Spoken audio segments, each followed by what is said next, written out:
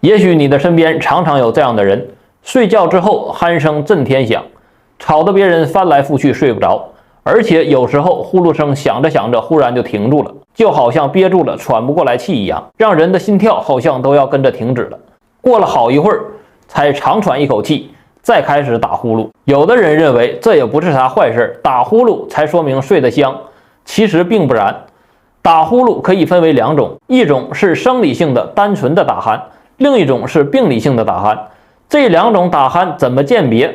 第一种只有呼噜声而没有呼吸暂停，也就是说睡眠时出现短暂憋住气不喘气的情况。这种情况对打鼾的人本身暂时是无害的，只是会影响同屋人的睡眠，且有发展成第二种情况的潜在危险。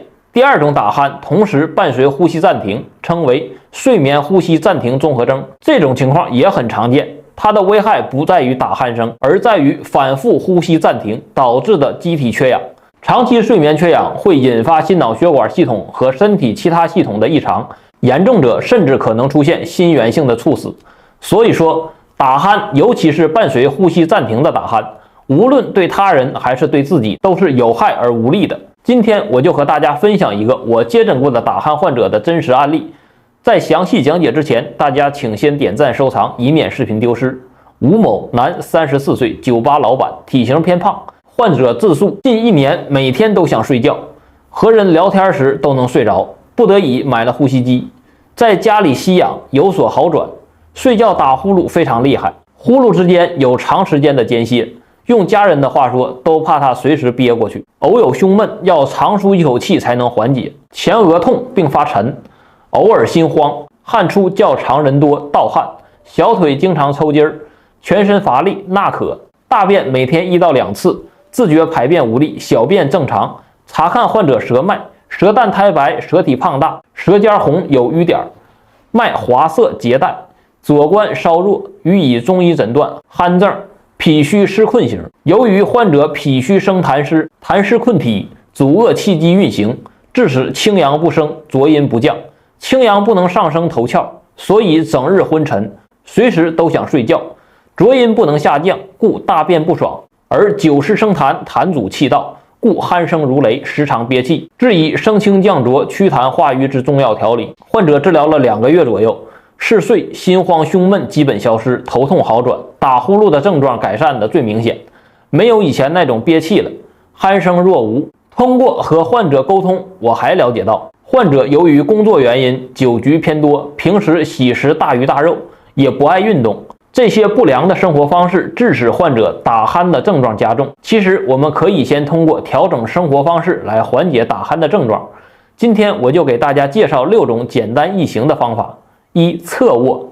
侧卧会让我们的舌根和软腭滑落到喉咙的后壁上，当一个人睡着时，这通常会导致震动声。2. 减肥。瘦子当然也会打鼾，但体重增加时会挤压喉咙的直径，导致打鼾声加重。3. 戒酒。酒精和镇静剂会降低喉咙后部肌肉的静息张力，使人更容易打鼾。如果在睡前4到5个小时内饮酒，就会加重这一情况。4. 通鼻。如果打鼾是由于鼻腔阻塞造成的，使鼻腔通畅即可缓解打鼾的症状。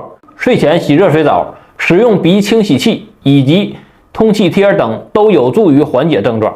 5. 换枕头。可以减少卧室里可能导致打鼾的过敏源和尘螨。家里有宠物的人更要注意，因为动物皮屑也是另一种常见的打鼾刺激物。6. 喝水。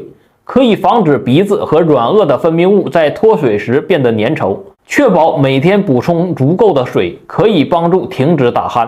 打鼾多为湿热内盛，在饮食方面忌食辛热食物，如韭菜、羊肉、茴香、丁香、胡椒等。